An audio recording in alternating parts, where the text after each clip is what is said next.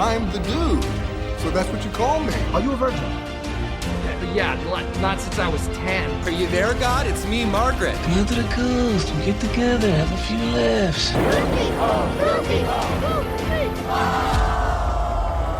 Gentlemen, you can't fight in here. This is the war room. Can I return it if it doesn't fit? It always fits. Eventually. Welcome back to Movie Mingle. I'm Caveman. And I'm Maggie. And today we are celebrating Yeah, we are. the final episode of season 1. We did it. We got to 75. We got to 75 movies. When we first talked about this in, the winter of last year, so the winter of 2024, it was sort of one of those things that was like, not a pipe dream, but we came up with this list. And, we came up with this list of 75 movies based on mashing two other lists together. And we were like, okay, it's these 75 movies. And I don't think that either one of us ever expected us not to do it. But this was not an easy task. And considering that, most podcasts, especially most amateur podcasts, don't go past, 10 episodes tops. I mean, I've listened to podcasts that, done by celebrities that haven't gone past 5 episodes. I've had friends that have had podcasts that haven't gone past 10 episodes. And with our bonus episodes, we're sitting in the high 90s. I mean, we are close to having recorded 100 episodes of Movie Mingle. But, aside from the bonus episodes, if we don't count those, we set out to watch and talk about 75 movies over the course of 75 weeks. And motherfucker, we did it. Yeah, we've done it. Through illness, through cold and hot days. Yeah, through family strife and just the world at large being what it is. We've set aside the time to watch the movies, talk about it. Caveman's done all the editing, all the goofy sound bites, all the love and attention that goes into the final episode that you hear. He has put countless hours into this damn show, so much more than I have. So well done there, honey. And I'm very proud of us. It was fun. It was fun. It's fun to do it. And I'm extremely proud. And I'm extremely looking forward to not having to talk about a movie into a microphone next week. Yes. We have to find time to record. No, we have to find time to watch the movie. The only thing coming out next week is our summer bonus episode, which I'll just say right now is Steven Spielberg's Jaws. Darn it. Ah, shark. Yes. It's summertime, so might as well put out a great summer movie. Mm-hmm. And you had never seen it before. So what a better last bonus episode to put up than. And we will still be putting out monthly bonus episodes until we decide when we're coming back. When and what season 2 is going to look like. We already have some movies that are coming down the pipeline. Movies that we're going to go see in person that are not films that you get to see in person that we're going to talk about. Anyway, so there's lots of good things still to come on Movie Mingle. By all means, we're not done.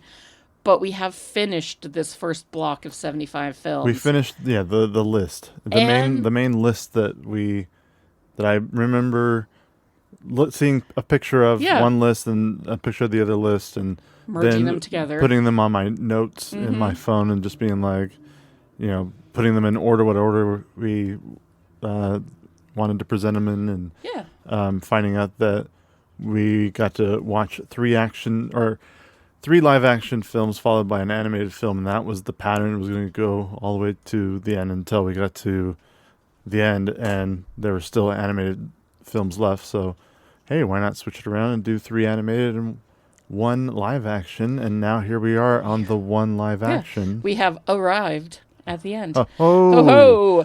And, of course, Maggie is talking about 2016's Arrival, directed by Denis Villeneuve, who is a little-known director who's done nothing. We've talked about him at least once. Once, yeah.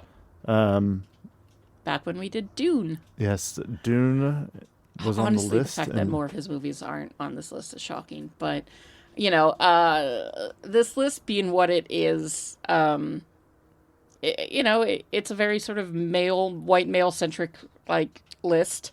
And we're going to work on improving that for a season 2 of getting more voices. That's the great thing about us now being able to decide what we want to do. Okay, now now that we were testing the waters with that first list because we had never done this before. Ooh. And we didn't know. Yeah, we didn't even know if we'd finish it, and here we are. For some reason, I figured like Letterboxd was this new up and coming social media app that just gets more and more popular and more talked about, especially over the last year and a half. And I was like, well, people are starting to tune into that, so maybe they'll find it interesting to hear us talk about one of their lists. And I don't think Letterboxd has brought us in any listeners, but no, I doubt it. But I've probably sent at least 1-2 people to them, so you're welcome, Letterboxd. But and IMDb. IMDb, the true fucking king of this podcast. Fucking IMDb. Doing all the legwork on IMDb. Yeah, like the Internet Movie Database, we love you forever. Even if sometimes your website pisses us off. But before we get started, I think we really get started. I feel as though we should celebrate the way that Movie Mingle good does old booze with a shot of whiskey. So cheers, honey. I love you and I'm proud of you. Happy 75. Happy 75. Oh boy. Woo! We haven't been drinking whiskey a lot lately. That's what's hitting. Oh, maybe I should take a break from whiskey because that's awful. No, it's not. It's delicious. It just burns. Let me chase it with some wine. That'll be tasty. Oh, God. Don't mix it. That's a good thing that's the only shot. Wine and liquor do not go together. They go together in my belly on an empty stomach. Woo! That's usually when I go. So Arrival, a movie I'd never seen. Besides Dune 1 and 2, he also worked on Blade Runner 2049. Which was a great fucking film. Great movie. I can also see why he was... From the way Arrival looked and the way it was directed, I can see why he went on to Dune. Yes. I mean... He went on to Blade Runner 2049 first after this movie, but which, I mean, between Arrival and Blade Runner, both of those I can see how influence like the look. They kind of went into. They were like his Dune. audition reels. Yeah, they were his audition reels. You know, it's like I'd like to make Dune first. Yeah, I'll do Arrival and 2049. Was Arrival his first film? Before Arrival, I was Sicario. Oh yeah, that was a big one from him. But also Enemy and Prisoners, which Prisoners is with Jake Gyllenhaal and Hugh Jackman. Yeah. It's really good. Yeah. And then Polytechnic was one of his earlier films that he was known for. It was a Canadian film. And then Incendies was another big one for him. That one's a French film. So yeah, he's done one or two great things. Yeah, we've talked about it. Like, if you want to hear us talk, I think we talked about him more in Dune. So please check out that episode. Quite a few episodes back. It's back there. Yeah, it's back there, but you know, it's still great. These episodes are going to be up and running for a while. So. Having just, slight spoiler alert, having just kind of gone through each episode for a project that I'll talk about later in this one, it has been very interesting to see how even just how the bulk of this series has changed. Like, we went from starting when Barbie and Parasite and Everything Everywhere All at Once, where we were going like literally beat for beat.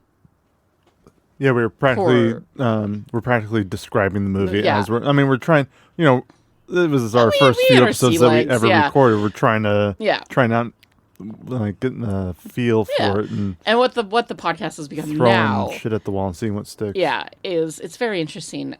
I know that Barbie is still our most listened to episode, and I wish I could like put an addendum onto the Barbie episode and be like, if you're not sure about this podcast, please feel free to check out any of our others because it has changed. Do not judge it by the first one. By the first few. Yeah, because we definitely evolved. We really have. And it probably will still continue to evolve. Oh, absolutely. Like all podcasts do. And turn into different things. But, gosh, it's fun. Like who we're going to talk about instead of Oscar Isaac. No, but I want to keep him. He's my baby. Who else is there but Oscar Isaac? That's for you to find out. But it's Oscar Isaac. I mean, Kate Blanchett or Tilda Swinton or Pedro Pascal. I love them, but they're not Oscar. Eric Heischer wrote the screenplay for Arrival. It was based off of Ted Chiang's Nebula-winning 1998 science fiction novella Story of Your Life. But Eric Heischer took that short story and turned it into a what they call a spec script, and essentially just guys who write quick scripts and just throw it at studios. Yeah, and look what I can do. And if the nice thing is I believe because he got that script of the short story, I believe that they then get like if they want to do a movie about it, I think they have to go through him first. Well, yeah, it has to, because he's essentially the original script writer. Yeah. So even if like they'd taken his script and been like, okay, we want somebody else to rewrite it, he still would have gotten a story by credit. Right. Yeah. So I mean, once the first script is out there, and I don't know all the WGA rules, but once it's totally out there, it has credit has to give where credit's due. Sure, of course. Yeah. So he was he earlier in his career he had tried his hand at horror, writing for horror. He wrote the script for Nightmare on Elm Street from 2010. Okay. So not the original. Yeah, I didn't see it either. Final Destination 5. Also didn't see it. And one that you and I did get to watch together recently was the Thing prequel, technically, from 2011. Well, we never actually watched it, but we did talk about it. Oh, we didn't? Maybe I watched it afterwards because I wanted to see it again. Did you? I might have. Oh. Well, you must have done that when I was asleep. Caveman has a habit of watching movies that he knows that I don't want to watch and that the kids definitely don't want to watch when we're all asleep, because he tends to get up earlier than the rest of us and or stay up later. So there have been plenty of times where I'm like, when did you watch that? And he'll be like, oh yeah, well, in the morning before you got up. And I'm like, what the fuck? Sometimes because of my work schedule, even on my weekend, I still wake up at that time. Hella early. Or sometimes I sleep in an hour, maybe two. But and any excuse for me to sleep in, take like a son of a bitch. In those early mornings, I get up, go to the couch, put on my headphones, and lately though, plug it into the TV. It's just been a lot of that one video game, Starship, Starfield. Yeah, that's what Caveman's been working on. If you want to know behind the scenes what Caveman does on his off time, he has spent the better part of the last month trying to build a nuclear farm in Starfield. A nuclear-powered reactor farm, which is ridiculous and really stupid and nerdy. And not easy. And it's so... The hours the man has put into this one fucking game. This game is so just... They've tried to make it very... realistic is kind of, but it's all very fictional and it's been a lot of searching for veins of palladium on different planets, flying from planet to planet in the whole galaxy, not just in our solar system, and like thousands of planets. There are over 1,000 planets that you can land on in that game, and you go around and you mine and you collect materials, and those materials can be turned into tools or other. It's very Minecrafty, but more for like Minecraft. Minecraft for Red adult. Dead Minecraft for meets- adults. Yeah. Very sci-fi space. Yeah. Like it's not for everybody for sure. Yeah. Like this game it's dense. It's not very popular because of how dense it is and Yeah. how just some of it's just so aggravating sometimes, and it also crashes a lot. Yeah. People are often complain about the biggest complaint about the game is how buggy it is, and there are patches that they do all the time, and it fixes one.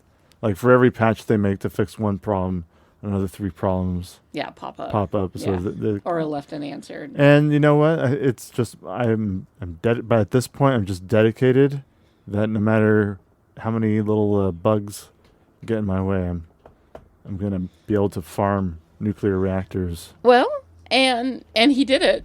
He was able to farm them, and one of the wonderful things about the two of us, I mean, we've been married almost 20 years. We're best friends. We're stupid for each other.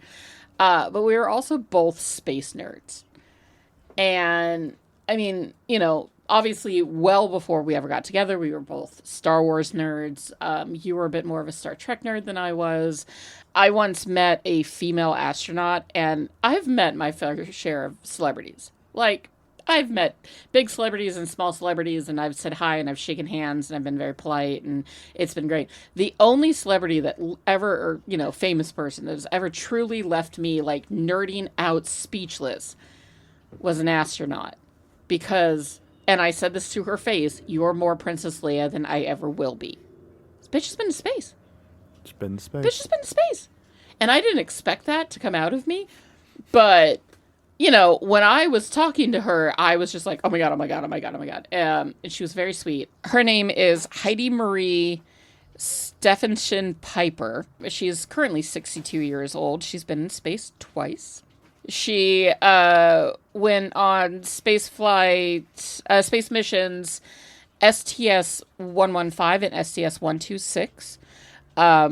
She accidentally left a toolbox floating out into space, which is not the worst thing that female astronauts have ever been accused of. I mean, there's that crazy one that drove across country to wearing a diaper to kill that one dude. But Heidi Marie was very polite. She was very sweet. She answered all of my questions. I just literally loved. Like, oh my God, oh my God, oh my God. What does space smell like? What does it sound like? What does it look like?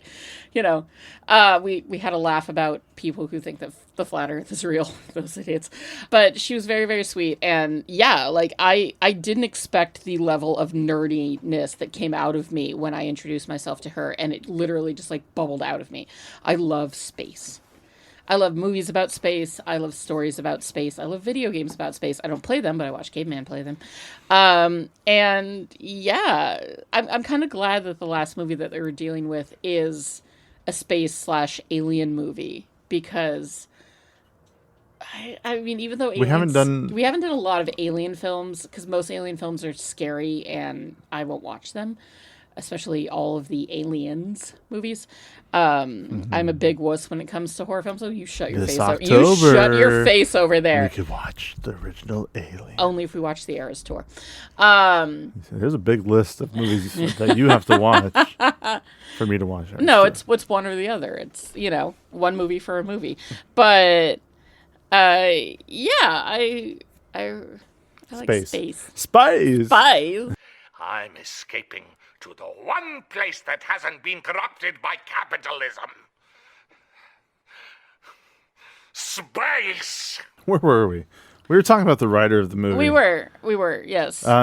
He also wrote Hours from 2013 with Paul Walker. And Hours was when, the moment that he thought that he finally felt like people in the business paid attention to his work. He went on to do Bird Box with Sandra Bullock, that Netflix movie, which was pretty good. Yeah, I heard good things. Bloodshot with Vin Diesel, which was not good. Well, is that just the writing's fault, or is that vehicle identification? The wine's getting to me. They're both there's no excuse. It was not a great movie. Yeah. Oh, he also created. I mean, there was a Netflix show called Shadow and Bone.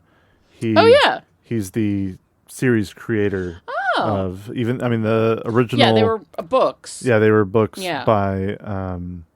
Jesse got super into that series. The author's name is Lee Bardugo. Lee Bardugo. Yeah, Jesse got super into that series, and I think they canceled it on a cliffhanger, which is what Netflix likes to They do it because a lot. if it's not, Yeah. if it's not performing, they If don't it's not care. performing in the first 3 days that they put it out there, they're like, fuck it.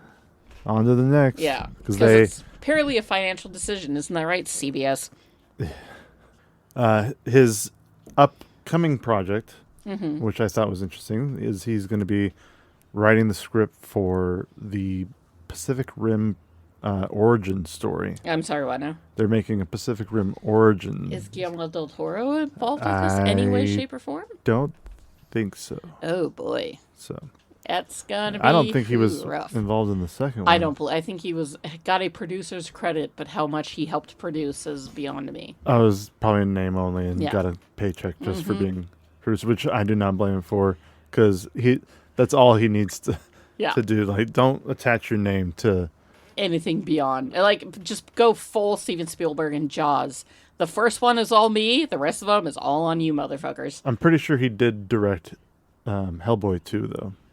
Yeah, he did. Yeah. I'm not I saying think he that's doesn't the only do sequels. Well, no, I know, but I But- think that's the only sequel he has officially done, Yeah. and My that's point fine. is like, I don't that- need a Pan's Labyrinth 2. No, Spielberg did Jaws, and it's a great film, and then Jaws 2 through 4 were severely diminishing returns. Yes. Very much like what I can imagine anything they're trying to do with the Pacific Rim series, which, by the way, who cares anymore about a Pacific Were Rim people origin really like, story? I can't wait? Oh, like, tell me what happened. That's the problem, though. Like, studios start latched reaching onto for franchises. if they have the license to make it, they're gonna They'll make try it to wring every penny out of that Yeah. license, until it's a dead horse that they're kicking. like Sony did to Fucking Spider-Man. Spider-Verse. Oh my god.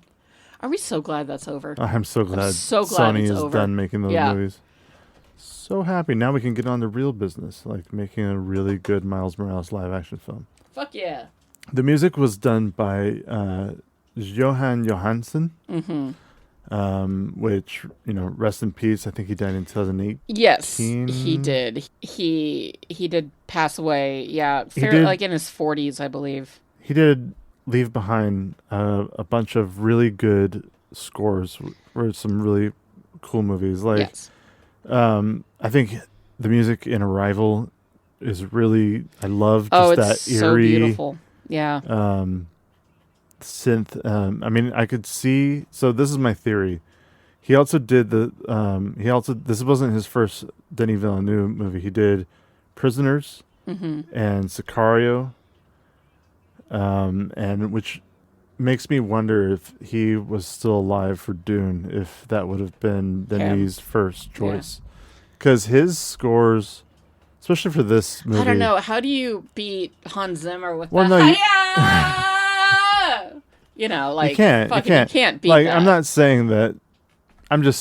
What I'm saying is I could see him being the first choice when it came to making it if he was alive. He composed an album called Orphe. Which I am 3/4 of Isn't the way it through. insane? It's beautiful. It's gorgeous. It is. It's sort of his take on the tragic Greek tale of Orpheus, and it is. First of all, some of this music you would hear it. If you heard it, you'd be like, "Oh, I recognize that song from various, mellow moods playlists or sure. movie trailers, or it's kind of everything." But it is such a gorgeous, gorgeous, great album. the main song By the Rose and By the Hinds of the Field is something just stunning. I originally thought that he was a member of Sugar Rose. I was wrong. And Radiant City is the one that I'm currently. And it's just something that is stunning. His music was really ethereal and very beautiful, very Icelandic. And unfortunately he is gone now, and that's a major bummer. But what a legacy of music he left behind. He died in 2018 of heart failure. Right after finishing the score to Mandy. Yeah, Mandy was a Nicolas Cage horror film, which if you guys haven't seen Mandy, oh my god. There's a few of those weird, like, Nicolas Cage horror films that came out around that time that I would like to see. I would like to see Mandy. I would like to see the Arnold Schwarzenegger scary film Maggie. Oh, yeah. Because it has my name in it. Sure, I've seen that. Even though it's spelled wrong. I've heard such good things about Mandy that I would be willing to watch it. That would be really fun. Yeah. Maybe a bonus episode. Maybe, like, throw me a bone in October and pick some horror films that I would like to see. There's a list. We could sit down and come up. I could come up with a list for you. I bet you could. I bet you could. I think Mandy was like, there were all those shitty Nicolas Cage movies that were coming out because he would take any job. Yeah. And everything. And he's got to pay off those debts. it was kind of a bummer. And we were like, man, I wish, what happened to good Nicolas Cage? Good old Nicolas Cage. And then he started like coming back, and Mandy and Pig were a couple that I think that started bringing like, oh, if you checked out that new Nicolas Cage, like he did. What was the one he did with Pedro Pascal?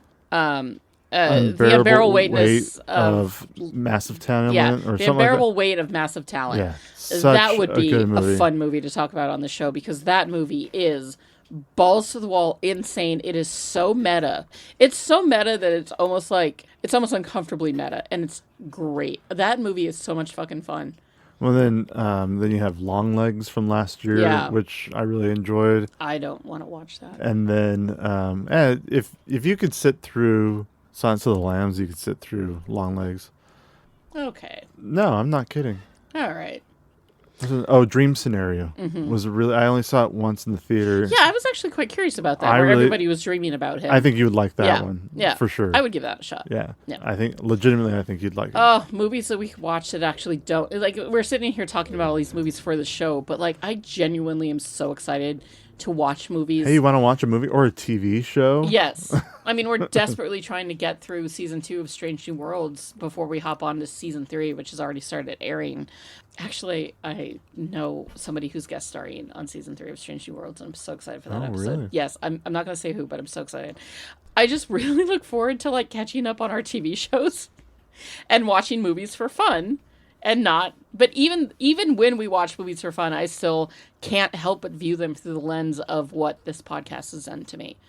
Even movies that we haven't, that I've seen forever. We watched Wayne's World for the first time the other day in a long time. Oh, it's like, and not for the first time ever. No, it's the first time in a long time. The first time ever, we finally decided, let's watch for the first time post podcast. It was genuinely like rewatching that movie for the first time. I was paying attention to the cinematography. I was paying attention to the camera work, to the score, to the writing, to everything, to the way that film was crafted.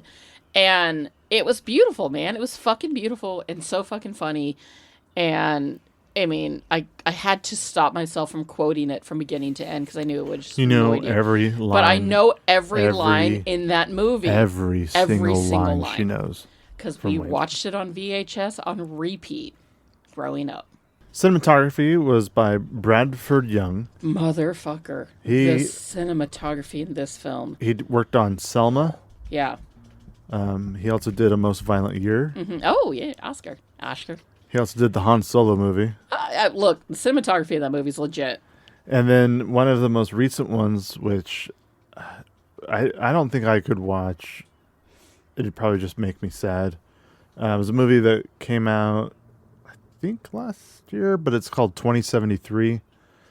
And it's a mixture of, they're like mixing fiction and documentary at the same time. Oh, yeah, no. I remember seeing a trailer for this.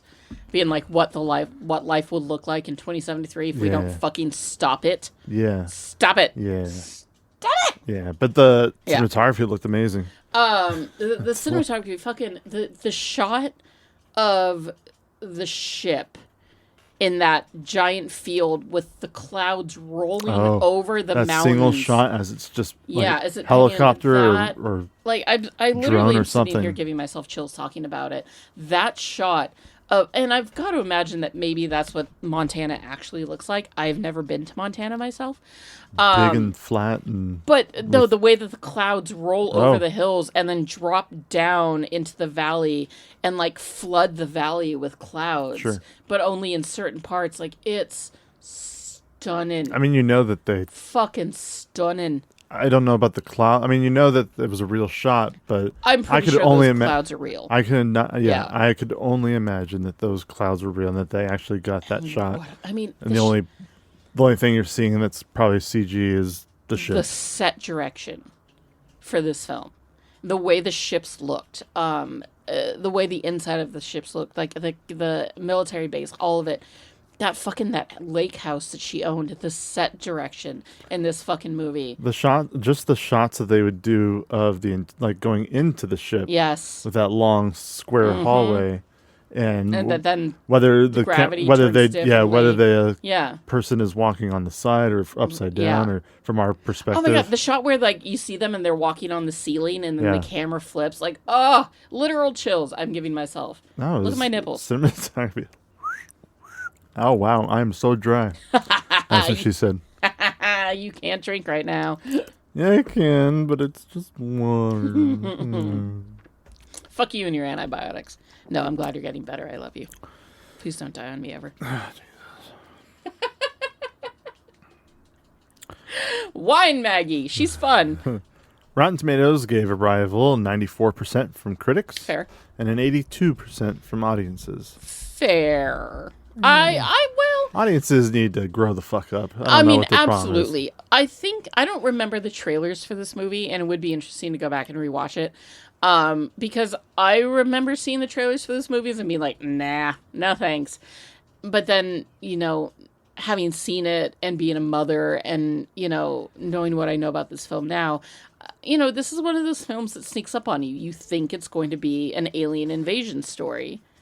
But then it's a absolutely gorgeously heartbreaking take on fate and knowing the future and if you could do it again, would you? And, it's so much more than just, probably what the trailers used to get them in, which was aliens and bombs and war and blah, blah, blah, when it's actually a really gorgeous look into one woman's life and her ability, her willingness to sacrifice herself and part of her life in order to save the world.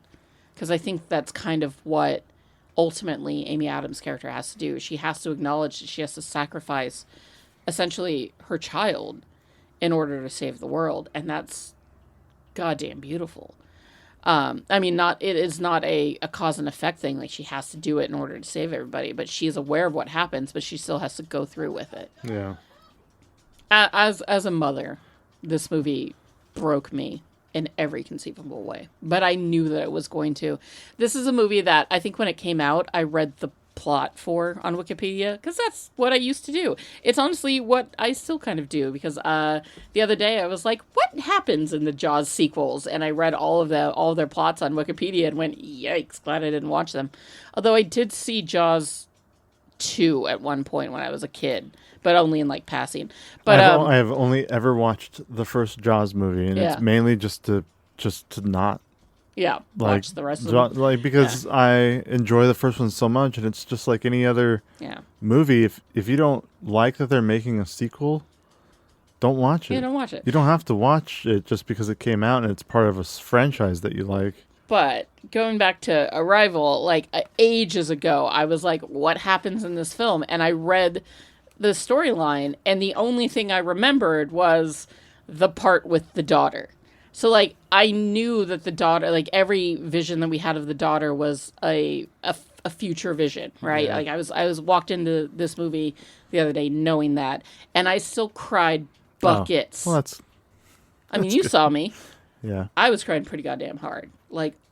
And then I started crying thinking about how we actually finished the list, and I held Caveman's hand. I was like, we did it. We did it. We watched all the movies. We actually did it. When was the last time any of our listeners consciously sat down and watched 75 movies over the course of 75 weeks?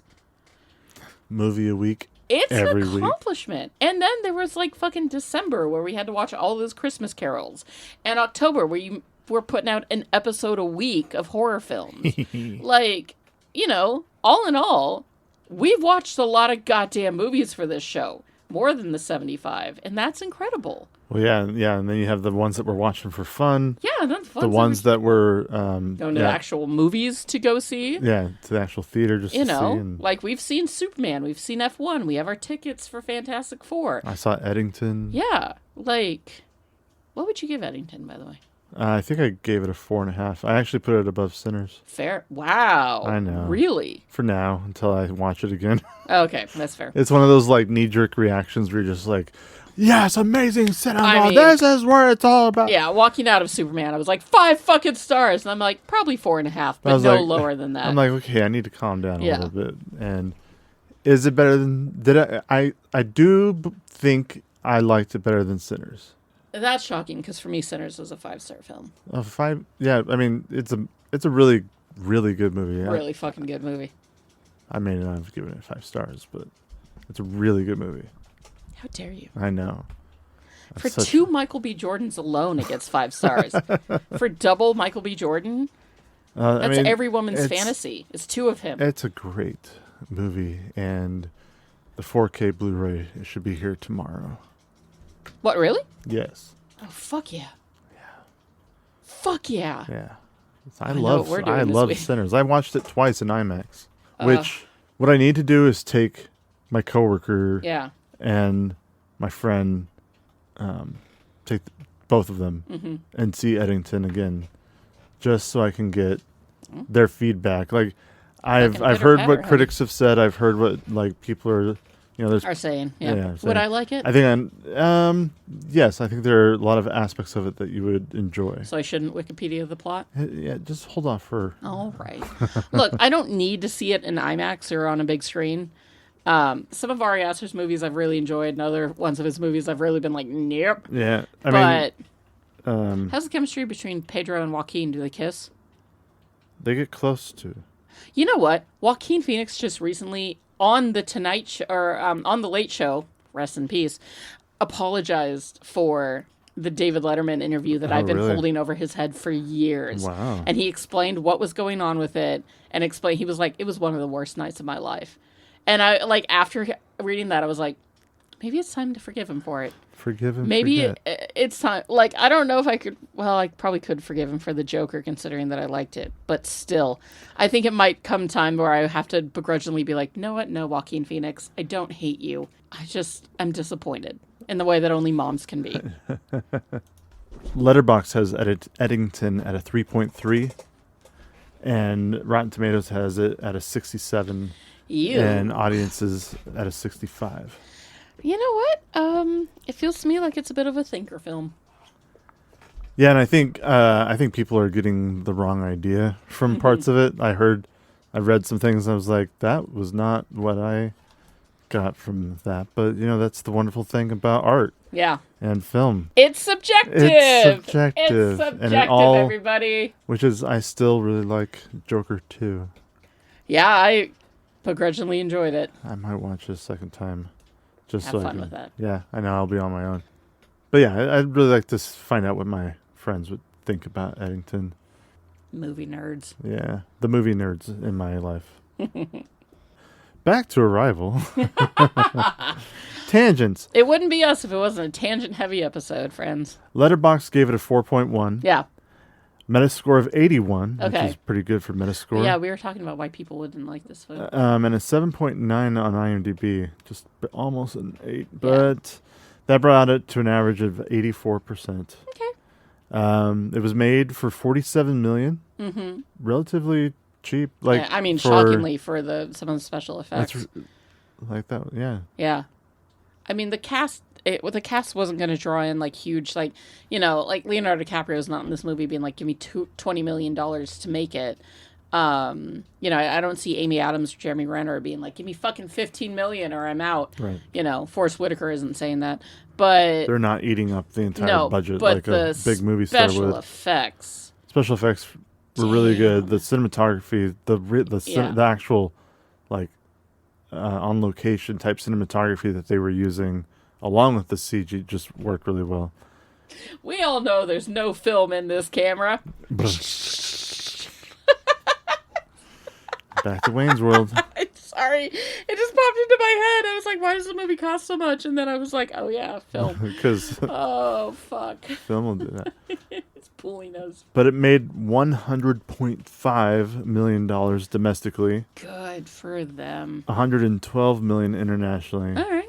And another $20.5 million on home media, for a total of $233 million. And its budget was what? 47. Not bad. Not bad at all. No, that's and that's why Denis Villeneuve gets to keep going on to the next project and make something bigger and more expensive. And now he's going to be making a fucking Bond. Yeah, now he's James Bond's director. Which I'm going to have to see that, even though I could care less about Bond. No, but now you're just a little more interested. Yeah, a little bit. Except, they're going to be like, oh yeah, it's Aaron Taylor Johnson. And we're all going to be like, we know. And unfortunately. And so I'm not excited at all for that. I don't know. You never know. He could... I don't know. I find the guy boring at best. Like, he's not on my top of, he's not anywhere near the top of lists of actors that I enjoy watching and or am super horny for. I mean, he's, and you know how I feel about Bond. I also put out don't care. some... Yeah, he's put out some good things. Some good things. And he's also done... Put out some stinkers. Yeah. Sure. But they all do. Yeah. That's the movie business. That's Bond. That's Bond. James Bond. Well, Arrival won 71 awards and was nominated for another 268. It did win an Oscar. It was for Best Sound Editing. Critics' Choice, they did also get a Critics' Choice Award for Best Adapted Screenplay from Eric Heischer.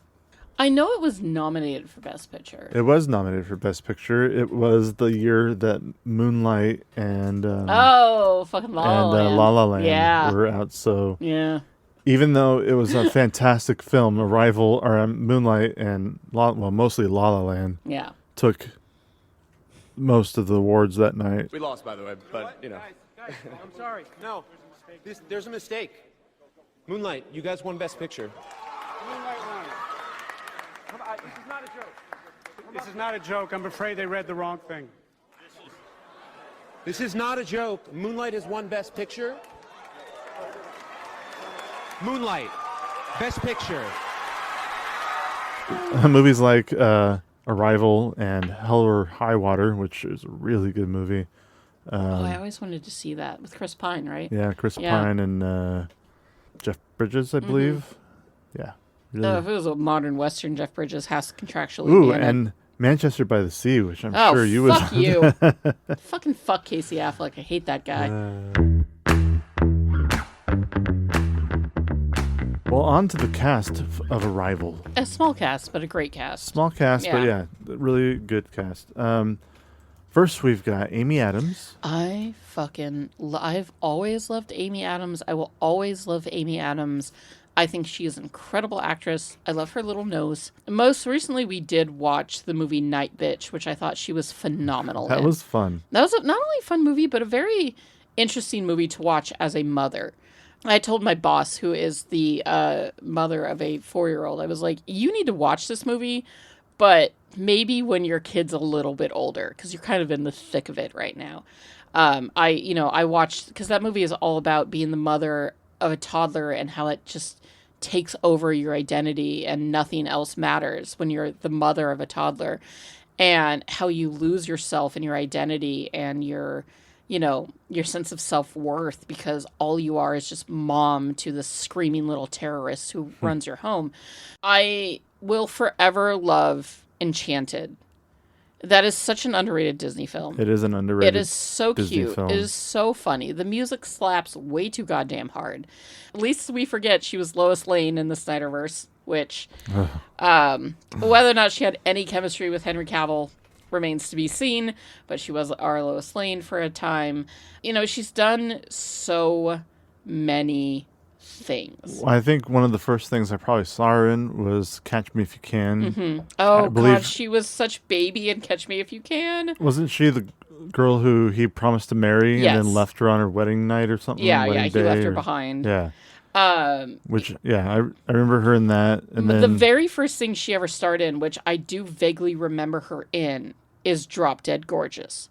Which, by the way, if you listener have not seen the film Drop Dead Gorgeous, starring oh yeah, she was in that. Yeah.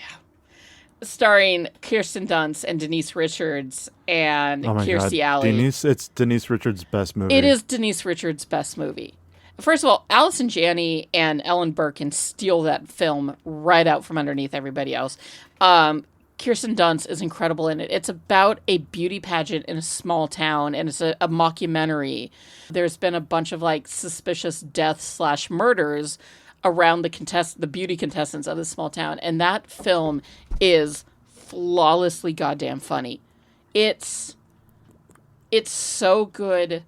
I highly recommend it. I would love to rewatch it. In fact, it's on Plex. I don't know what that is. Plex. But it's through cable. It came out in 1999, and it's a great fucking film. And that was her first ever film.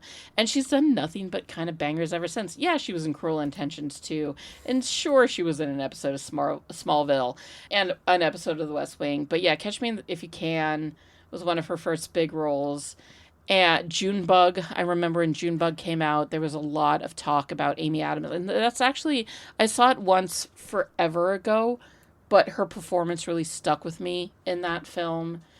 I just, I love her. I love Amy Adams. If nothing else, between Enchanted and the Muppet movie. The Muppet movie. That came out, the Muppets that came out in 2011. Our eldest child's early life was surrounded by Enchanted and the Muppets. I mean, Talladega Nights. Talladega Nights, yeah, she was in. The Fighter, which is a movie with Mark Wahlberg and Christian Bale. And she plays... I'm assuming a doting wife of some sort. Either that or a girlfriend or something. I can't remember. I heard a lot. I never saw American Hustle, but I remember the kind of insanity behind the filming of American Hustle, because I remember hearing about David O. Russell and how he, like the director, and just what a chaotic and toxic set that was. Of course, we talked about her when we watched Her. Her? Egg? Her?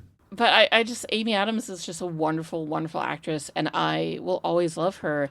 And honest God, like, if you haven't seen Enchanted or The Muppets, like, check it out. Like, The Muppets itself is a film that, I mean, life's a happy song, man. Like, I love that movie so much, and it never fails to make me cry. It is my favorite Muppet film. And I just, I adore her in it. She's just so cute. And she's great in this. Not to be kind of outdone, she carries this film, her emotions, her worry, her fear, everything. Like, she carries this film on her back. Denis Villeneuve picked the right actor to literally give this film to, because it's her movie. Sure, there are other people in it, but the movie centers around her, and she does an excellent job carrying it. And I guess I'm waiting for her to get her full recognition from Hollywood, because she's done nothing but solid work forever. She's an incredible actress, and I adore her. And she's so cute. She's so pretty. Oh, she's so pretty. Yeah. She's been nominated 6 times. Nominated 6 fucking times. Yeah. Give the woman her goddamn Oscar, guys. Like, she's incredible. Since 2006. Yeah. Junebug. Great film. Doubt. Yeah. The Fighter. Mm-hmm. The Master. Yep. American Hustle. Yep. And Vice. Yeah, fucking give Amy Adams her Oscar, guys. Like, what are we doing here? She's like, well, she's like Meryl Streep now. She's the... If Amy Adams could have the same career as Meryl Streep, I would be so happy great. for her. Yeah. Good for Amy Adams. I love her so much. Next, we've got Jeremy Renner, who almost died recently. Yeah, he was also born in Modesto. Maybe not recently, but Modesto? Modesto, California. Poor guy. No wonder he lives in the cold. Fucking Modesto. Gross. Where it's snowing. Shout out to our one Modesto listener who doesn't exist. And we've talked about Jeremy Renner every time we've done an Avengers film, which has been twice. Of course, he played Hawkeye. I never saw Wind River. I never saw The Town. I never saw The Hurt Locker, which were kind of his three other big films. Hurt Locker was definitely the first one where I was just like, oh, who's this guy? I'm pretty sure that was the first one It's not that I dislike Jeremy Renner.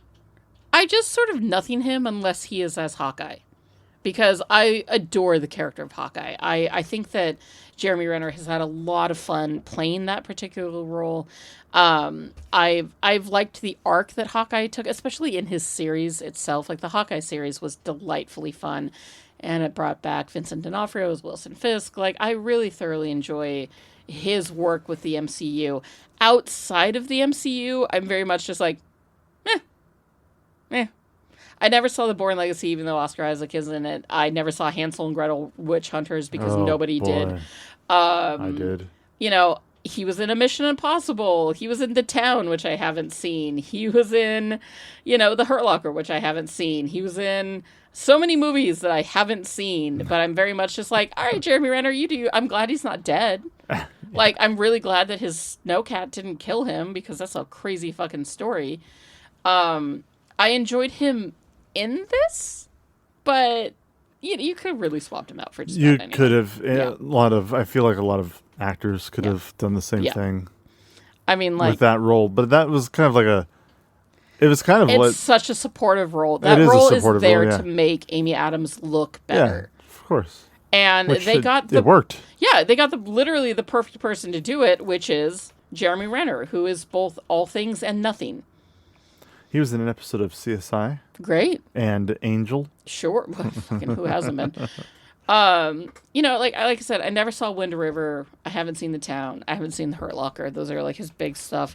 But I love Hawkeye. I like The Town probably the best of all those movies. I feel like The Departed needs to be on season 2 of our podcast, because I have not seen that film, and I feel like that's favorite Scorsese film. Well, then there you go. And he's not in it. But so He is not in I was thinking like The Town, Boston.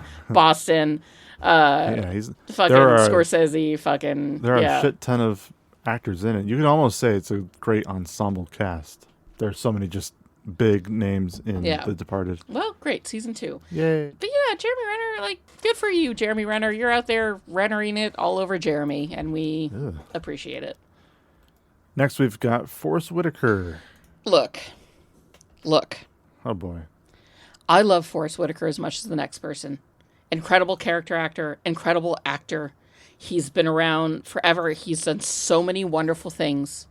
How the fuck was he the only actor from Andor nominated for an Emmy? How the fuck was his 5 minutes where he's huffing space cocaine or fucking space nos or whatever the hell it was? Space nos. Yeah.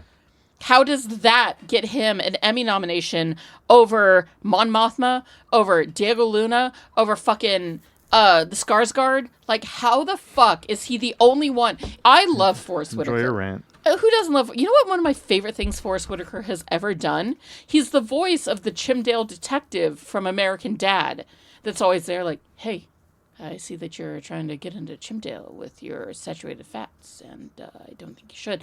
Like... I love Forrest Whitaker, but how the fuck is he the only person from Andor who was nominated for an Emmy when that show was flawless from the second it started to the second it ended? Like, yeah, sure, it got a ton of technical Emmy nominations, but fucking the only acting nomination goes to Forrest Whitaker, who's huffing space gas for 5 minutes? What the fuck? What the fuck? What the fuck? Is all I can say. It's just, what the actual fuck? I am so angry about the Andor snubs. And yes, it got nominated for a lot of things. But it's not going to win. It's all going to go to the studio, because Hollywood can't help but jerk off over stories about itself. And I enjoy the studio. But fucking Andor is the greatest television show to top 10, one of the greatest television shows to ever exist. And Forrest Whitaker is the only actor that gets... Anyways, I didn't like his voice in this movie. That is something I can't talk about when it comes to this film.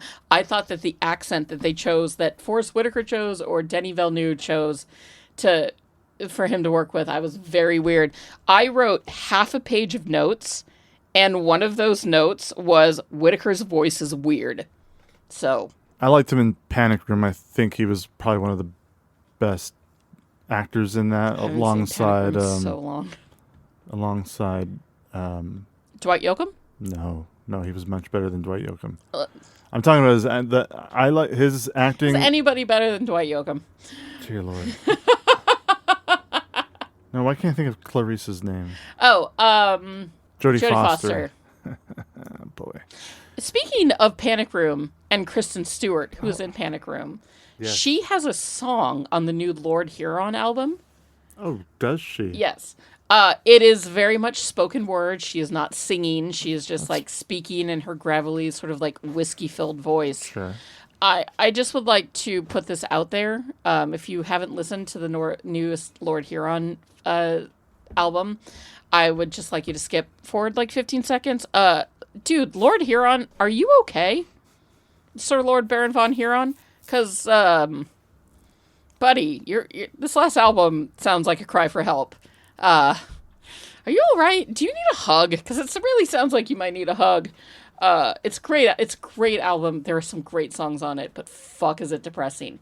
It's very much just like the love of my life left me and I don't know what I'm doing. But that's what his last album was also. All of our listeners are Wikipediaing Lord Huron. Yeah, he's one of my favorite. Lord Huron is one of my favorite bands. Strange Trails is an incredible album from beginning to end. I highly recommend it. But like, dude, are you okay? Like, do you need a hug? If you need a hug, reach out to us at movieminglepod@gmail.com and like, I got you, bro. Because Maggie will definitely hug you. Fuck, like, get over her. She's not worth it. Yikes. Michael Stuhlbarg. We just talked about him. Michael Stuhlbarg. Yeah, why did we talk about him? We talked about him because he was the dad in Call Me By Your Name. Call Me By Your Name. Yes, now I remember. And he was also in The Shape of Water. He was also in Doctor Strange. He is just a sort of wonderful character actor who has done a lot of things. And it's funny that he kept kind of popping up towards the end of our podcast. But yeah, he's fantastic. His character in this film is very much just like the disgruntled government agent who, to him, everything is a weapon. Right. That's all. Everything is a weapon in this film. How can it be used as a weapon? Is it a weapon? Are you a weapon? Can I use it as a weapon? Because he's like a CIA agent or something. And, you know, to him, the aliens are a threat. Because, of course, they are. Like, I mean, they're aliens. They're automatically considered a threat. But he does a very admirable job as, you know, unconvinced government higher up in this film. Yeah. But he was the dad in Call Me By Your Name, and that was a incredible performance. It's so much so that it made you cry, honey. Oh, yeah, Call Me By Your Name? Yeah, absolutely. The only other actor I think we should talk about, the one that I know, is Zi Ma. Pronounced Tai Ma. Oh, thank you. Yes. Tai Ma. He has been... A Chinese-American actor who has done stuff for forever. Ever. Like, he was in Dante's Peak, for crying out loud. I love Dante's Peak so much. What a great film. The live-action remake of Mulan. Which we probably shouldn't talk about, in all honesty. That was a news film. He plays Mr. Lau in Invincible. Or Dragon, he was also known as. Okay. Now I know which character he is. He's one of those wonderful Chinese character actors who's kind of been in everything. You know, I think that based on his age, he's probably played a lot of Chinese mobsters over the course of his career. He was in 4 episodes of Veep. He was in The Farewell, which I've heard really great things about. He was also in Skyscraper, which I've heard nothing good about. Oh, Skyscraper's terrible. But he's just one of those kind of incredible character actors where when you see him, you're like, holy shit, I know him from something. I mean, Dollhouse and Fringe. Yeah. Lie to Me. Once Upon a Time. Cold Case. Elementary. Grey's Anatomy. Yeah, like Hell on Wheels. The man has done 24. a lot of stuff. He played Baba in American Dad, Francine's adoptive father. Yeah. He was in an episode of Agents of S.H.I.E.L.D., but his role in this particular film, where he plays a General Shang, who's like the head of the Chinese government, ultimately his character is incredibly important. If you're listening to this, you've either seen it and or you don't care to be spoiled. But obviously, when the alien spaceship hovers down over China, China doesn't take that too well. shockingly. The Chinese military general is like, no, we're going to attack this motherfucker. Like, we're going to blow it out of the sky. They think that, they have a weapon and we're going to not let them use it. And what ends up happening is that Amy Adams' character, like, because time in this movie is in a circle, it's not linear, it is a circle, and she is able to see into her future because she's learning this alien's language, and because of that she's able to see into the future to see her own life and what's about. Producer Robbins deciding that now is the right time to make all the noise in the world. The long and short of it is that the climax kind of centers around his character and Amy Adams' character having a conversation, in that she literally calls him on his personal cell phone in order to tell him something that his wife told him on his deathbed. And she knows none of this at the time that she calls him, but because she's able to, like, tap into her future memories, she knows exactly what she needs to say to him.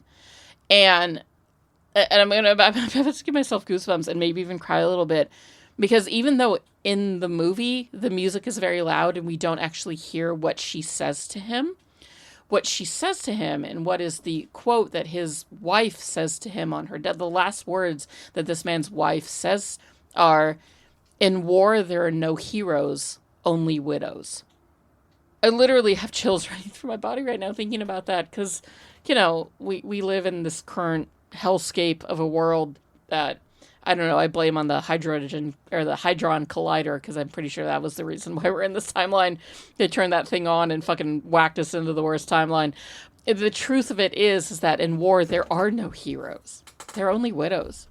There's only grieving parents and grieving spouses and grieving children who've lost the ones that they loved, in order to, further border points and save political face. Like, that's what war is. It's all that it is. And her saying those words to him in order to get him to stop the attack on the aliens and to actually listen to her and listen to the other scientific evidence and all these other, these 10 other places around the world, these 10 other arrival points have gathered. It shows our country it shows our world working together to figure out why these aliens are here. And then, of course, everybody's like, oh, fuck, I don't know. And then they all, like, dip out. And she's able to bring them back, but she brings them back with those words. And those words are so powerful and so beautiful, but you don't actually know that in the movie because they kind of musicked over it. Sure. But yeah, Turn the subtitles on. That is what she says to him, is in war there are no heroes, only widows. And I think that that's such a beautiful sentiment.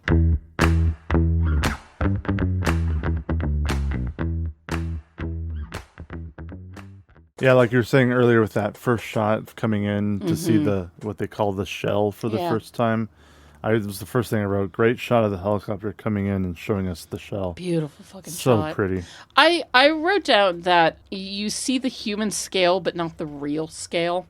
In that, like, here's this woman who's just going to work as a college professor.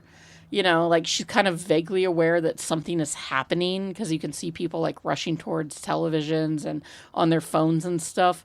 But she's not interested. She, like most of us exhausted millennials, are just like, oh, what the fuck is it now?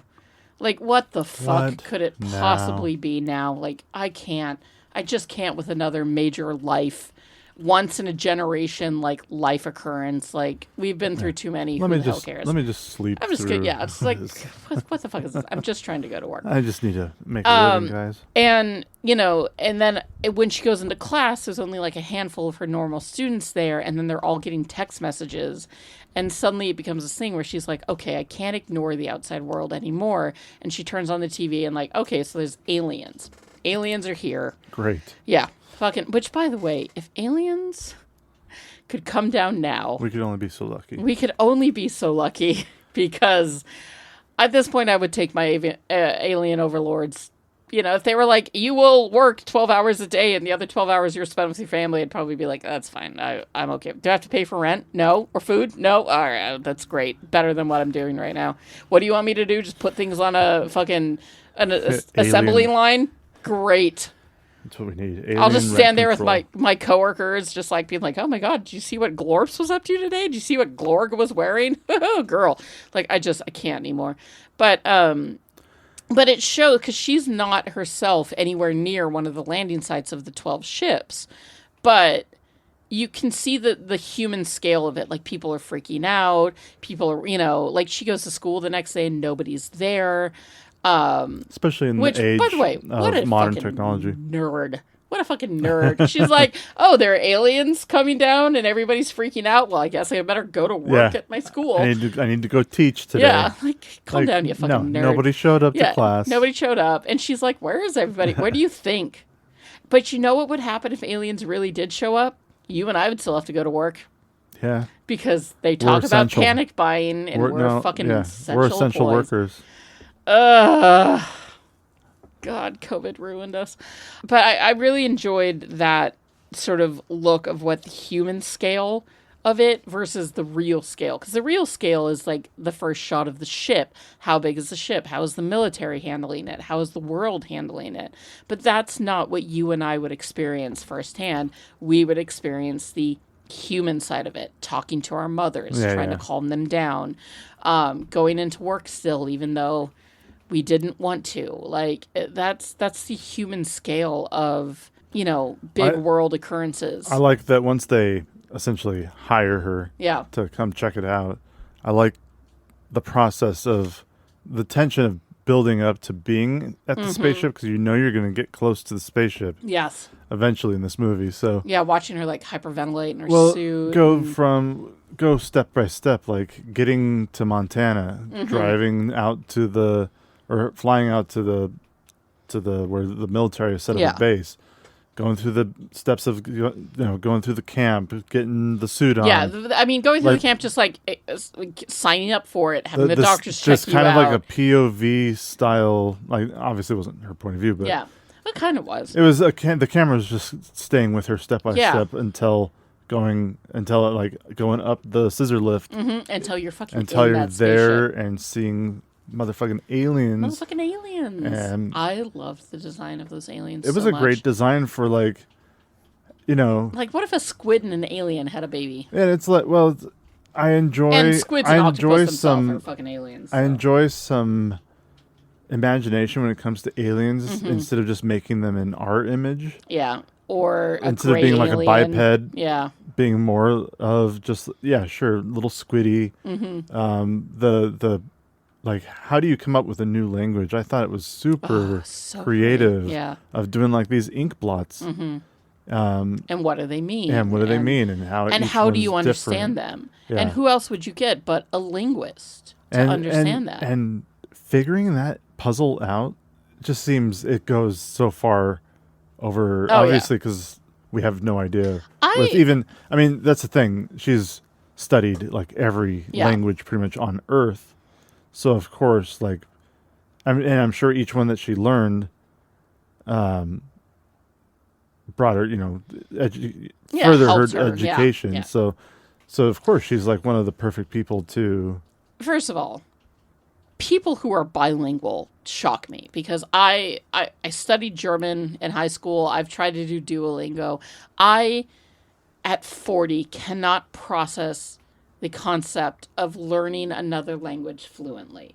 If I absolutely had to, maybe I would. If I like absolutely had to learn Spanish or German or fucking whatever. If it was like my job, I guess. Yeah. Or like if you and I had to uproot and move to Germany, we'd figure it out. I'd figure it out, but that's part of learning a new language is like living with the language around you and not just in front of a computer repeating lines. I know people that know multiple languages, and I'm just like, what the fuck is the inside of your brain when you meet people who know like 3, 4, and you're just like, holy crap. I had a longtime friend. I mean, we haven't spoken in years, but I don't consider her not a friend anymore. But I had this longtime friend. She knows like 4 languages. And I'm just like, what the fuck is going on inside of your brain? Like, how does that work? Because the idea of processing each one. Yeah, and knowing like, because it's I'm not so jealous. It's not as easy as that, because then jealous. you have to conjugate verbs. Which, you know what the worst fucking thing on this planet is conjugating verbs. I hate that shit. As a writer, as a lover of the English language, when people are like, now you have to conjugate this verb, I'm like, fuck you. It's like algebra. Why do we have to learn algebra? I have no intention of going there. Why do we learn algebra? We've no intention of fucking going there. I just can't with other languages. What's that from? It's a Billy Connolly Billy quote. Connolly. Yeah, fucking Billy Connolly, long may he live. So yeah, being a linguist is something that like I admire because I could never. You know, and she speaks Farsi and she speaks all these other languages and it's beautiful. You know, she speaks Mandarin and it's great, but who else would you get to, you know, and showing the process of, because like the military is like, we need to know why they're here and what they want. And she's like, no, because the simple sentence of what is your purpose on Earth? Yeah, when she writes it out and kind of like, and then it has to be like and what does that mean? And what each purpose? word and like, means so many things if you don't already know what some other basic things are that even come before. It's like asking a toddler to start reading. It's asking a toddler to understand Shakespeare. It's if I just start reading Shakespeare to a toddler, they're not going to fucking get it. But eventually both sides, both the aliens understand English. Yeah. Or at least how to read English. Well, yeah, I mean, because they're able to like use their language to figure out to like write messages to the aliens and be like, you know, where is Abbott? Oh my God, when Abbott dies, I literally wrote down, oh no, MAGA's getting to the soldiers, because that's kind of what happened. Was that the fucking right-wing conspiracy theorist bullshit that these soldiers were watching on TV got to them, and they tried to blow up one of these ships. And when Abbott is like, realizes what's going on, and he fucking knocks Amy Adams and Jeremy Renner out of the spaceship, oh my God. I was just so afraid for them as you were watching that bomb tick down, and you're like, what's going to happen? What's going to happen? Oh, this movie is so good. So this movie is a movie that I would have watched outside of this podcast if you ever had been like, hey, I want to watch Arrival with you. I think you would have liked it. And I probably would have been like, meh, fine, whatever. And then I would have come out of it feeling the way I feel about it now.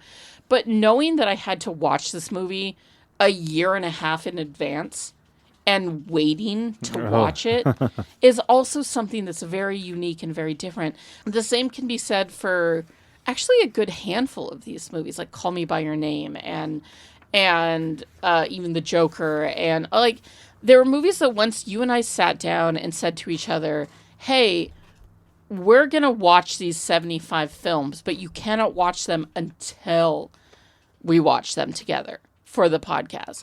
And it has left me a lot of time to like wonder and think about them and think about how am I going to like them. You know, it almost sets up a certain amount of apprehension, because like, what if I go into this movie, you know, the last movie on our podcast, and it turns out that I fucking hated it? You know, like I wish I could have seen some of these movies beforehand. I would love to have seen Arrival on the big screen. Now that I've seen it, I wish I could have seen it on a big screen, but I had to wait a year and a half to watch this film, and I had to think about it a lot over the course of that film. Like, Arrival's the last one. What am I going to think about it? And ultimately, I thoroughly enjoyed this film. You know, there were some parts of it that were janky, like Forrest Whitaker's accent. It was like this weird, like slightly Boston, like, I don't know, New England, Southern. I couldn't even tell you what kind of accent he was doing, but it was a choice. Choices. Ultimately, you know, this movie is about understanding each other. And in doing so, you have to understand another person's language and where they're coming from. Yeah. These aliens meant no harm. These aliens were literally here to give us a gift. And in doing so, we would save them in 3,000 years. From what? We don't know. What's Arrival 2 going to be about? Like, when the aliens finally come back and are like, yo, we need your help. But what it truly was about was bringing the Earth together, bringing humanity of this planet together through it's not through the use of a common enemy, but a common ally. Like, these aliens brought us a gift of their language, which, by the way, helps people see into the future. Because for them, time is a circle, and for us, time is a line. It's such a beautiful thing. And it also kind of makes you think about, if you know everything that was going to happen, would you still go through with it? Or would you tell anybody? Because she is aware that she's going to have a daughter. Like, we see these images of a daughter, and, you know, for the average person seeing this film who hasn't Wikipedia'd the plot, you think, oh, this is her daughter that's already died. Yes, she's already had this daughter, and she's already, you know, the daughter's already died. But as it comes out, it's like, no, this is the child she's about to have. She's going to have in the future. She is seeing her future, and she's seeing her future where she's going to lose her child as a teenager. But would she still go through with it? And the most beautiful thing, I think, is at the last shot of this movie is actually her walking out of her child's hospital room, you know, after her child has died. She's walking lonely and lost through a hospital hallway. And it's one of the first shots we see. But it's actually if you put it in a timeline, it's the last shot of the film. But the last shot of this film actually is Jeremy Renner saying, let's make a baby. And her fully knowing what's going to happen, saying, yeah, let's do it. Yeah, because she literally, like, the way it's shot, she's grieving over the loss of her daughter, and then at the same time saying, yes, let's do it. Because for those few brief moments of happiness, it was 16 years. It's all worth it. And I'm sitting here, I'm getting teared up. I can't help but think about you, Caveman. Because, yes, you. Because knowing everything that I know now at almost 20 years into our relationship, if somebody said to me, would you do it all again? I'd say in a heartbeat, every second. I wouldn't change a thing. And that's the true testament of what love is. As I sit here crying on our stupid podcast, I love you so much. You are my best friend. You are my partner. You are my everything. You're my shapoopy. You're my one and only. And if when this life ends, no matter how or when it ends, if some cosmic being said, would you want to do it all again? I would be like, yes, and I wouldn't change a thing because it brought me to you. Our life is small. It is not easy. It is a constant struggle. But if I could do it all over again with you, I would in a heartbeat. If that meant spending time with these goofballs that we call our children, one who's cackling so loudly it's coming up on our microphone, and the other one who's playing video games so loudly it's coming up on our microphone. Like, because we still live in a house with our kids. A very, very we still allow small them to live home. In our... Yeah, as we're podcasting, we're like, don't talk, but it doesn't mean you can't make noise, and they're still making noise. If it meant that I could do it all over again, to have you, to have them, I would. You know, it's that Hosier song, like, if I could just hold you for a minute, I would do it all again. Because that is the level that I love you, and I love this family of ours. And so I think that's why this movie spoke to me so beautifully, because, you know, it hasn't been easy for you and I. We've had our trials and tribulations. You know, my life in it of itself has not been the hardest life anybody's ever lived, but it's not been easy. I've gone through some shit. But if going through all of that led me to you, the answer would always be like, yeah, I would do it again. And that's what Amy Adams' character is presented with. She's literally presented with the choice of, and I don't even think that she's presented with the choice. I think she's just presented with the knowledge of, like, yeah, I'm going to have a baby with you, Jeremy Renner, and that baby's going to die in 16 years or whatever it is, and it's going to be the worst thing I've ever gone through, but I'm going to do it for those beautiful human moments of playing with my kid and talking with my partner and laughing with the people that I love, and all those little mundane, soft little moments. It really makes you think. Like, that make everything better. Well, it makes you think about, imagine knowing. And of course, you're going to spend every possible moment you can with that child. And oh my God, imagine knowing that your kid's going to die. I couldn't. I don't know how I could handle that. I am terrified daily for my children's health, for your health, for I'm not even my health. Like, my health is what it is. I'm going to live forever. But imagine if somebody had said to us when we first had our child, like, they're going to live 17 years. Hey. That's not going to happen. Yeah, we're knocking on all the wood. They're going to live forever. They're going to outlive us. But, Well, yes. you know, imagine being in fucking Amy Adams' shoes and knowing that, like, when Jeremy Renner asks her or says to her, let's make a baby, and she says, let's do it. Yes, let's do it. It's just that you're She knows what's going to happen. every moment of that child's life, that's all It's so precious. you're thinking. Yeah, you really, really understand how precious life is. Yeah. And Because none of us are guaranteed a tomorrow. but it also makes you want to spend more time I know. with your kids. I know. Like, I literally, after this movie ended, I walked up to my children. I was like, give me a hug. Mommy needs a hug. And they were like, why? And I was like, Mommy needs a hug. Don't ask questions. Just hug Just me. hug me. And, like, our children we are not hug starved from our children. Our children hug us. Like, they both have hug timers that go off in their little hearts. And they're like, I need a hug from my parent right now, no matter what they're up to. Yeah, it doesn't matter. And sometimes it can be very obnoxious. But then it's like, how many hugs am I going to get? Yeah, how many more? Oh, no. Oh, no. Oh, no. Come hug me. Oh, he's playing his video games. He's not like, paying attention. Fuck you, man. Okay. You know, and moving into having a fucking teenager son has been one of the hardest things I've ever had to go through, and it's going to be awful for the next 2 years, but I just want him to come over and hug me so badly right now. That my little grin. shit-eating grin. A shit-eating grin. God damn it, our kids are amazing. But yeah, this movie is beautiful.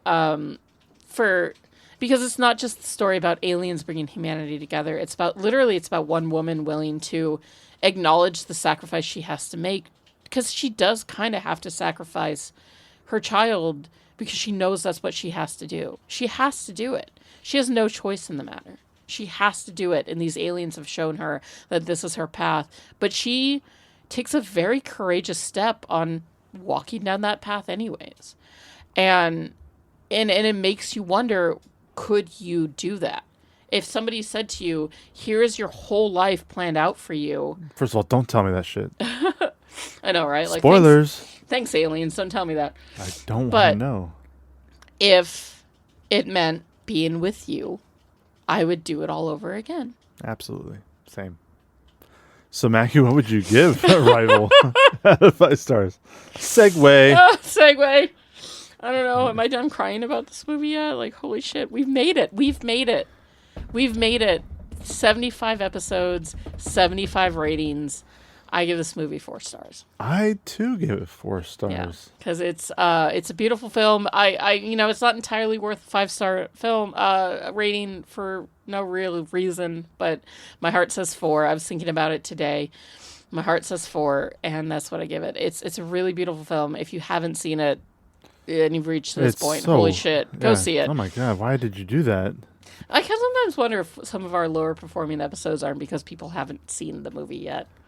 Or just not interested. Yeah. In general. Like Arrival, that movie came out forever ago. Who the fuck cares? And we're sitting over here like, it's amazing. Watch it. Oh, God, I love you. Give it a shot. There are other ones where I'm like, yeah, I could see that. Yeah. I could see why nobody really cares. Yeah, no, I absolutely understand why Pinocchio isn't doing too well. Yeah. Especially because how fucking angry I am through the course of that episode. The amount that Pinocchio went down compared to, like, all these other episodes have, like, differing ratings of listeners and downloads Here, and everything. there, everywhere. But Pinocchio was just nobody fucking cares at the about Pinocchio. bottom of the barrel. Nobody fucking cares Nobody does. about Pinocchio. It's like Pinocchio and the Matrix. So you gave it 4. I gave it 4. Yes. It's a solid 4-star film. It really is a beautiful movie, so if you haven't seen Arrival, take the time. You will cry your face off, even knowing what you know about it. It is beautifully acted. It's beautifully put together. And I'm kind of glad I'm glad that we ended it on a good note. So, Maggie. Yes, Caveman. I have 2 questions for you. For the last time, hit it. Somehow Palpatine returned. I knew it. I fucking knew it. I was like, he's totally going to bring back Palpatine for the last episode. Somehow Palpatine returned for the last episode. For the last episode. Play it again. Somehow Palpatine returned. Oh, Oscar. You deserved an Oscar for delivering that line. Thank you for that. Yes, Thank you for enduring my absolute unbridled love for another man. I appreciate you, Caveman. There are men who are much less secure in their relationships and their masculinity than you, who would not be able to handle their wife talking publicly on a podcast about how much they Their love celebrity crush. another man. Yeah. So thank you. We all have our celebrity crushes. Like, I'm never going to meet the dude. And even if I did, I'd probably be like,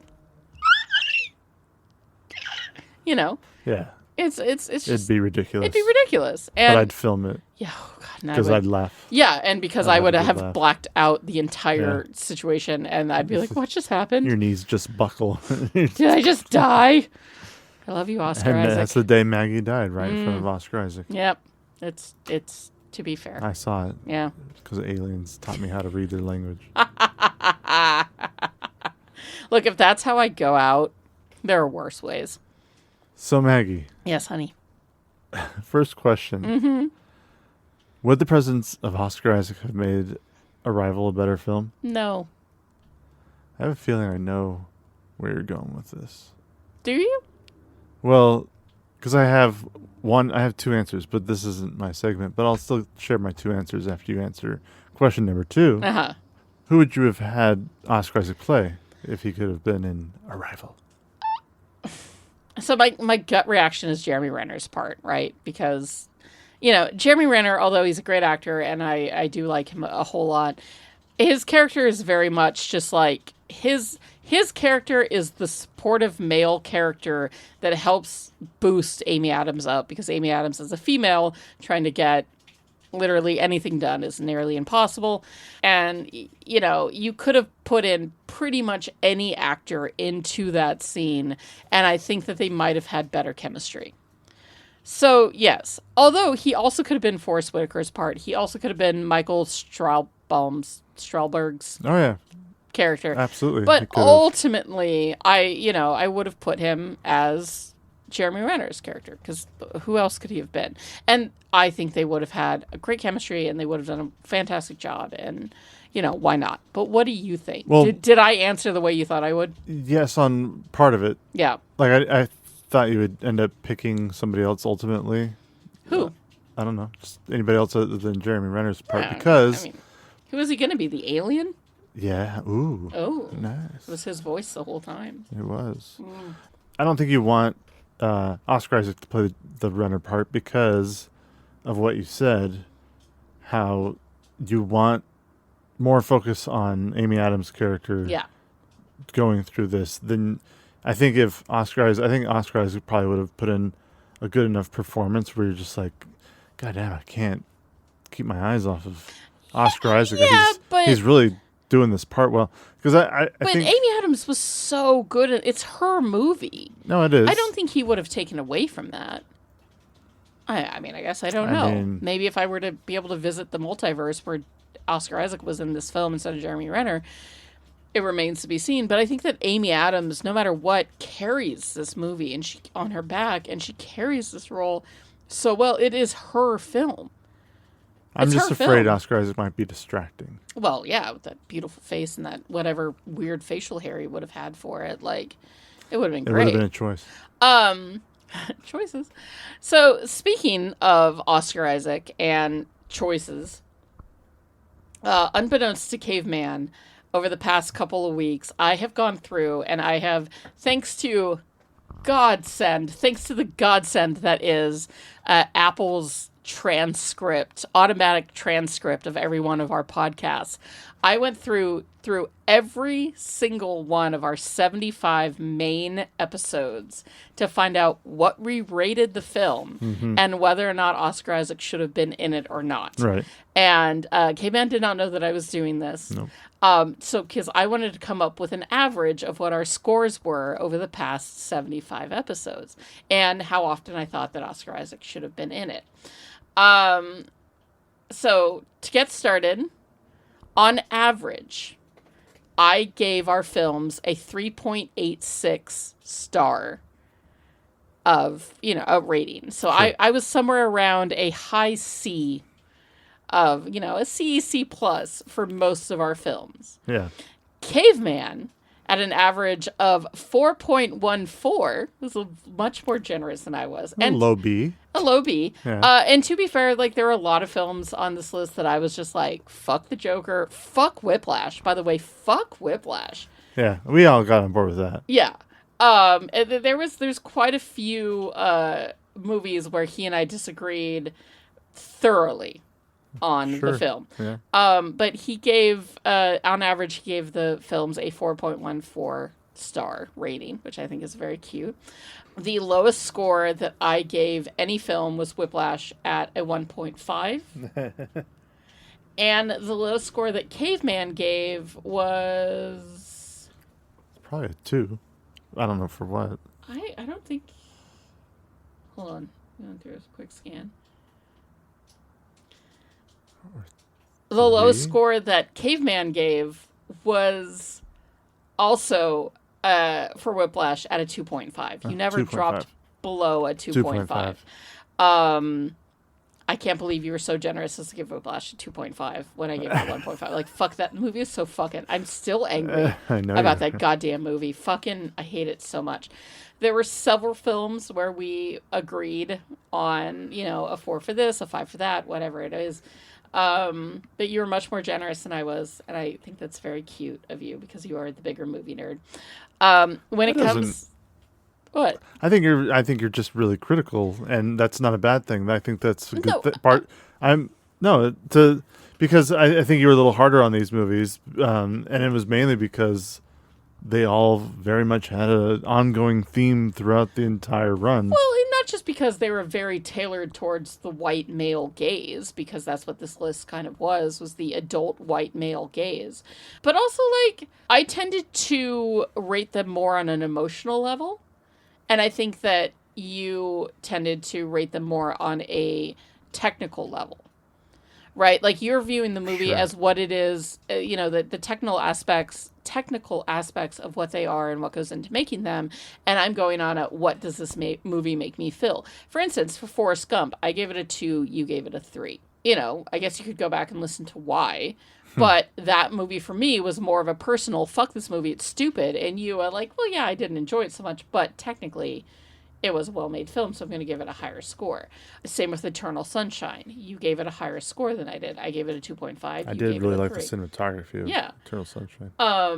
Like things like American Psycho. Again, I was coming at a 2.5 and you a 3.5. I was coming at it from an emotional point of view because for me, movies are art, and thus they create emotion. Oh, sure. And I base it off of the emotion that I feel. I'm like finding out what kind of paint they used and what kind of canvas it was painted on. And you view it less on the emotion and more on the technical aspect. And there are plenty of films that we agreed on. I mean, exactly Inception, we gave the same score. Dark Knight, we gave it the same score. I was able to put aside my hatred of horror films and appreciate, like, Get Out. You saw The Shining for the first time, which I bet you never thought you'd see. I was not happy to watch it. Well, it still happened. And I think that for some points it is slightly more emotional for you. So, like, for Fight Club, I gave it a 3, you gave it a 3.5, probably based more on your history of it than anything. But there were a few films that we technically did not rate in our... The podcast at our podcast itself that we went back and rated, like Parasite and Everything Everywhere All at Once. Not only did we not rate it, but we also did not include Everything Everywhere All at Once. We did not rate it, and we did not talk about Oscar Isaac in it. That was our third episode. Who would you have had Oscar Isaac play in Everything Everywhere All at Once? Jamie Lee Curtis, his character. Sweet. Just for the fun of it. I wanted to see him with hot dog hands. Yeah. Excellent. All right. And there were a few movies that he was in that we had to sub out. You subbed out Tom Hiddleston, Sebastian Stan, and Adam Driver, which I appreciated. When it came to Oscar Isaac, I'm actually kind of shocked because I think at the beginning I was more reticent to put him into things just because I was like, I love him, so of course he should be in it. And then towards the middle and then towards the end especially, I started to judge it more on would I have actually enjoyed this movie more if he had been in it? Would it have made the movie better? And since I was viewing it more from the viewpoint of like, would I have just liked to have seen it in it versus would his presence actually have made it better? I am kind of shocked that I said yes, Oscar Isaac should have been in this film 35 times versus no at 33 times. We had 3 subs, of which I said yes to 2 of them and no to 1 of them, and we skipped 2 of those 2 movies, as it were. But I will say that the longest stretch of yeses and or nos goes to nos between Inglourious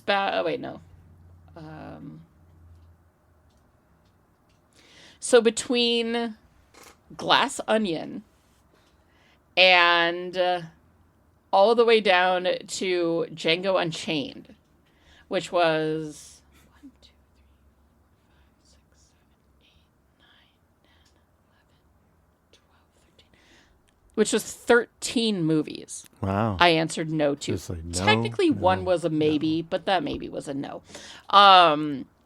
13 episodes in a row, I said that Oscar Isaac would not have improved said movie, which was the longest stretch that we got. But ultimately, it seems like, yes, I would have enjoyed Oscar Isaac in these films more than I thought. I think that next season, depending on who we end up picking, I have to view it more from the aspect of would his acting have made the film better? And thus, should they really have been in it? I would like to stick with Oscar because I love him. I know that you have a hard time coming up with different quotes of him every week, which is insane because he's got like 10,000 like interviews and movie quotes. But like, it's not on YouTube. It's all on Instagram or something. Well, then you just fucking like record it with your phone and it'll be like bad quality audio. It's fine. Nobody listens to the podcast anyways. But whether or not we end with the Oscar Isaac of it all here or we keep going, thank you for allowing me to indulge my love of one of my favorite actors and outside of you, the most handsome man on this planet. And yeah, I appreciate it. I've seen that jawline. Oh, God, that fucking jawline. Yeah. No man can compare. No. Somehow Palpatine returned. And that has been this season's final episode of Movie Mingle on Arrival, and we hope that you enjoyed it as much as we enjoyed bringing it to you. Thank you so much for enduring and coming with us on this silly little ride. Again, we are doing this by the seat of our pants in our tiny little living room, in our tiny little home. This podcast has cost us more than we will ever make off of it. We do it because we love it, because we love film. Since the beginning of my relationship with Caveman, since when we were friends, like even though we were brought together because of a video game, we stayed together because of film. You know, some of our first friend dates were going to see movies. Our first date was watching Team America World Police. Movies have always been an incredibly important aspect of our lives, and it will continue to be. You know, we have our tickets for Fantastic Four. We've got so many tickets to, like, we're going to go see Heat on the big screen, for fuck's sake. Like, you know, we're in it to win it when it comes to movies. It is one of our favorite art forms, and we share that with each other. And we thought, why not share that with the world? Whether the conversations are insane or boring or everything in between, I've always considered Movie Mingle to be that conversation that you have when you leave the theater with a group of friends. You're standing around your cars in the parking lot talking about what you've just seen.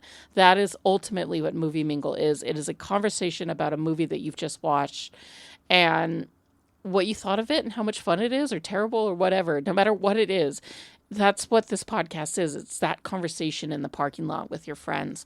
And luckily, I've gotten to do it for the last, you know, bonus episodes included, like 95, 96 episodes with my very best friend on this planet.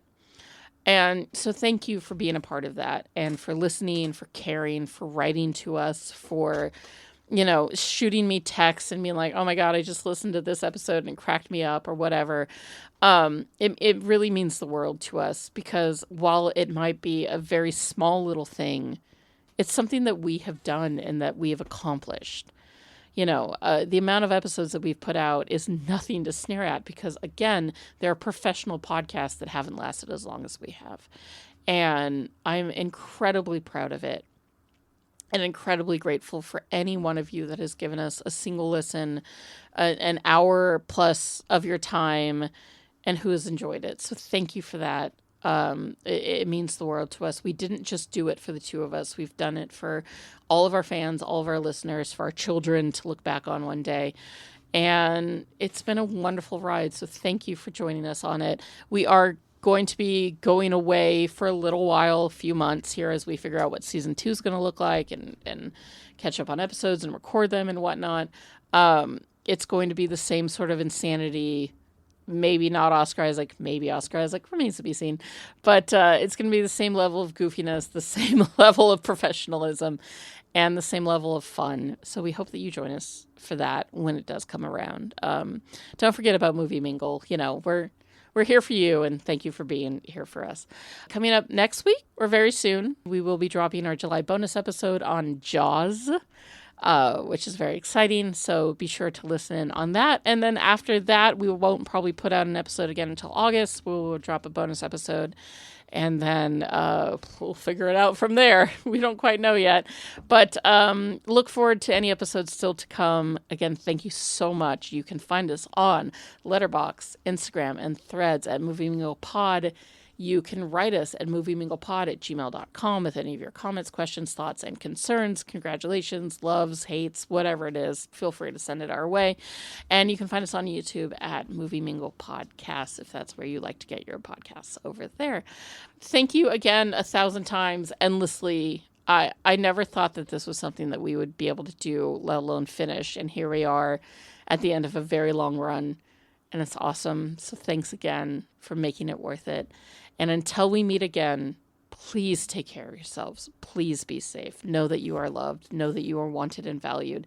Know that you are appreciated in every conceivable way. And just remember, art is subjective, movies are art, and it's always beautiful no matter what. Now go mingle and have fun.